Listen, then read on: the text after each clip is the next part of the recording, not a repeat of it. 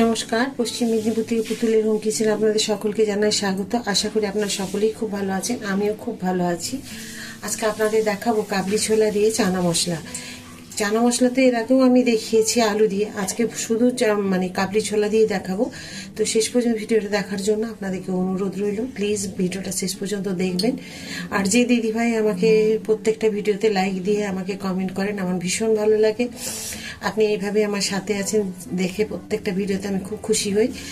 তো ঠিকই এই ভিডিওটাও দেখবেন আর এইভাবে রান্নাটা তৈরি করে নেবেন। আর সাথে কি দিয়ে খাবেন সেটা আমার আপনাদের শেষে বলে দেবো। তো তেল আমি অনেকটাই দিয়েছি, দেখুন তেলের পরিমাণটা বোঝা যাচ্ছে না, অনেকটা দেওয়া আছে। আর আমি নিয়েছি 250 কাবলি ছোলা। তো ছোলাগুলোকে আমি ভিজিয়ে রেখেছিলাম রাত্রে একটু লেবু দিয়ে। কাগজি লেবু দিয়ে ভিজিয়ে রাখলে ওর টেস্টটা কিন্তু খুব ভালো হয়, সেটা আপনাদের দেখাতে পারিনি, আমি মুখে বলে দিলাম। দিয়ে দেবো আমি বড় দুটো কুচিয়ে রাখা পেঁয়াজ,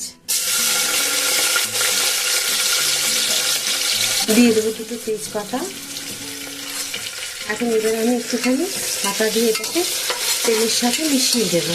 পেঁয়াজগুলো দেখুন ভাজা হয়ে গেছে খুব সুন্দর করে। এখন দিয়ে দেবো আমি এই যে কাবলি ছোলাগুলো লেবু কাগজি লেবু দিয়ে যে ভিজিয়ে রেখেছিলাম সেগুলোকে এখন আমি এখানে দিয়ে দেবো। আপনারা যেরকম কাবলি ছোলা নেবেন সেই বুঝে আপনাদের মশলাটাও নিতে হবে। আমি মশলা দেখুন এখানে বেটে নিয়েছি আদা, রসুন, পেঁয়াজ, টমেটো আর কাঁচা লঙ্কা। তো আপনারা কাঁচা লঙ্কা, শুকনো লঙ্কা যেটা খেতে ভালোবাসেন সেটাই, ঝালটা আপনাদের ইচ্ছে মতো আপনাদের নিতে হবে।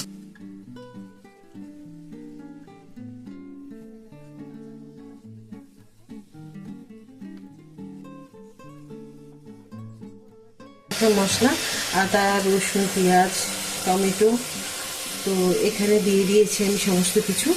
আর গোটা জিরে এর সাথে বেটে নিয়েছি। লঙ্কা আপনাদের ইচ্ছে মতো আগেই বলেছি সেরকম দেবেন। তো এখানে দিয়ে দিলাম পুরো মশলা।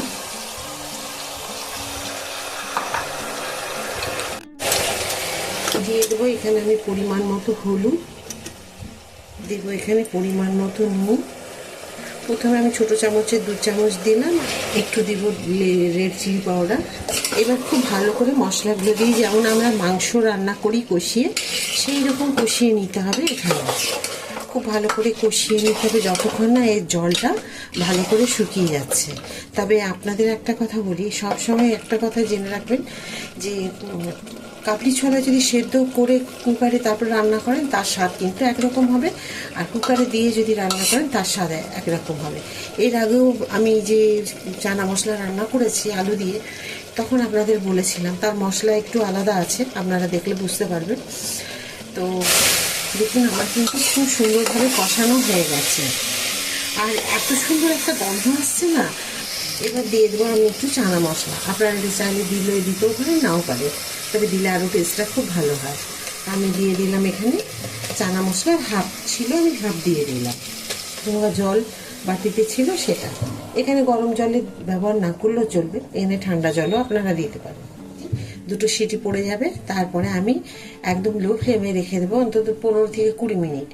তাহলে কি হবে, খুব দমের মধ্যে এই সিটি বেশ ভালো সেদ্ধ হয়ে যাবে। আপনাদের কাছে আমি নতুন নতুন যেসব রান্নাগুলো নিয়ে আসি, নতুন বলতে আপনারা হয়তো দেখে থাকেন কিন্তু একটু হয়তো আমার রান্নার মতো আলাদা থাকে, সেই কারণে আমি বলি। তো কেমন লাগে আমার রান্না অবশ্যই আপনারা আমাকে কমেন্ট করে জানাচ্ছেন, অনেকেই জানান। আর যারা আছেন আমার খুব ভালো লাগে প্রতিনিয়ত, তারা আমার ভিডিও দেখে লাইক করে আমার সাথে আছেন, ধন্যবাদ আপনাদেরকে। এভাবে আপনারা আমার সাথে থাকবেন। আর একটা একটা করে রান্না নিয়ে আসতে আমি খুব উৎসাহ পাই যখন আপনাদের কমেন্টগুলো দেখি, আর খুব ভালো লাগে তখন। তো সাথে থাকুন, পুরো ভিডিওটা দেখুন, আর কেমন হলো সেটা কিন্তু আবার বলবো, কমেন্ট করে দেবেন। আমি তৈরি করব আজকে নান চানা মশলার সাথে। তো বেবি নান তৈরি করব। তো বেবি নান তৈরি করব তার জন্য আমি দেখুন 400 গ্রাম মতো আটা নিয়ে নিয়েছি।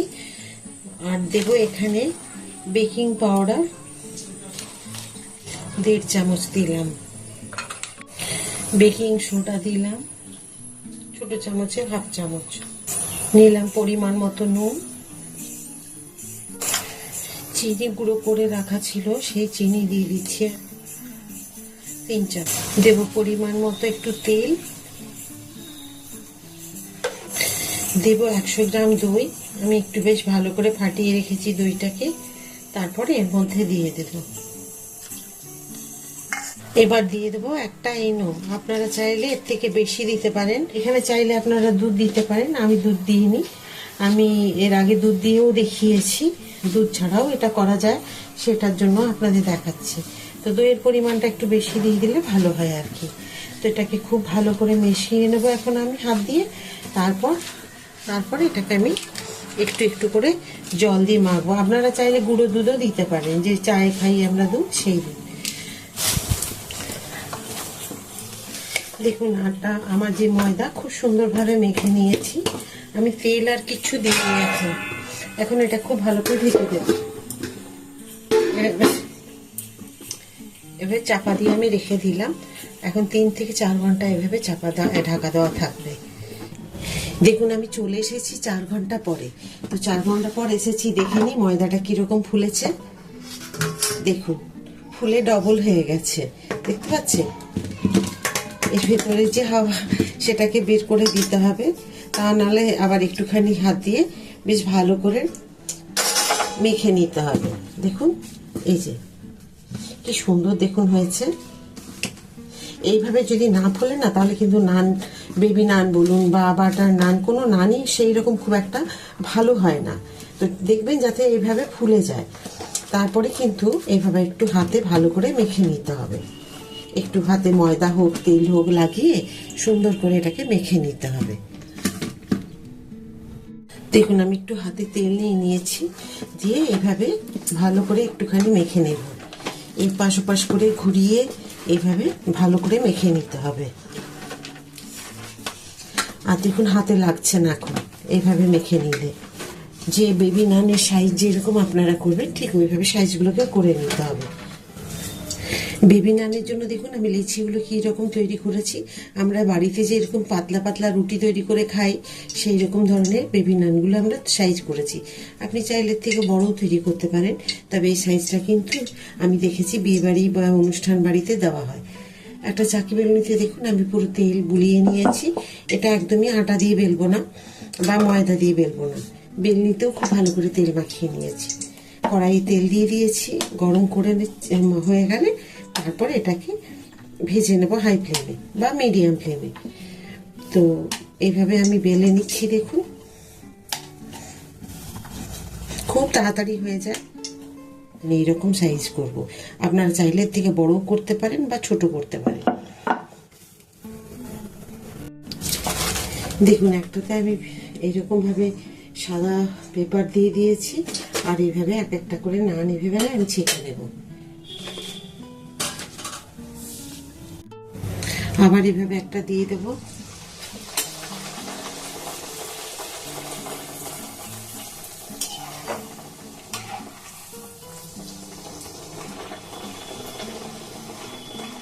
ঠিক এইভাবে দেখুন ফুলে উঠবে, একদম দুখুল হয়ে যাবে সব।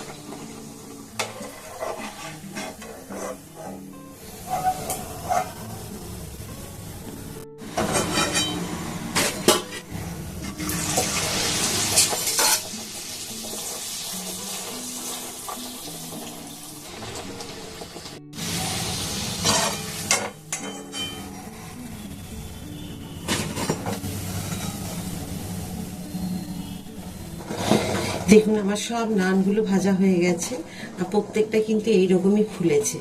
আপনাদের দেখাই একটা, দেখুন এইভাবে যে কোনো একটা আমি যদি এভাবে ছেড়ে দেখিয়ে দিই আপনাদের, দেখুন পুরো তুলোর মতো নরম, আর কি সুন্দর জালি জালি ভেতরে। দেখুন এরকম প্রত্যেকটার মধ্যেই হয়েছে।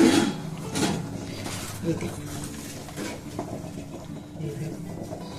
তো প্রত্যেকটা বেশ এইভাবেই সুন্দরভাবে ফুলেছে। আপনাদেরকে দেখিয়ে দিই যেটা দেখছি, দেখুন কি সুন্দর হয়েছে। এইরকমই নরম আর সুন্দর একদম ফ্লাফি এইভাবে তৈরি করে নিতে পারবেন। আমি যে চানা মশলা তৈরি করেছিলাম দেখুন বাটিতে ঢেলে নিয়েছি, আর খুব সুন্দর হয়েছে, দেখে বুঝতে পারছেন আপনারা। কালারটা একদম পুরো লাল হয়েছে, এখন এখানে বোঝা যাচ্ছে না এতটা, হয়তো আপনারা দেখলে বুঝতে পারবেন।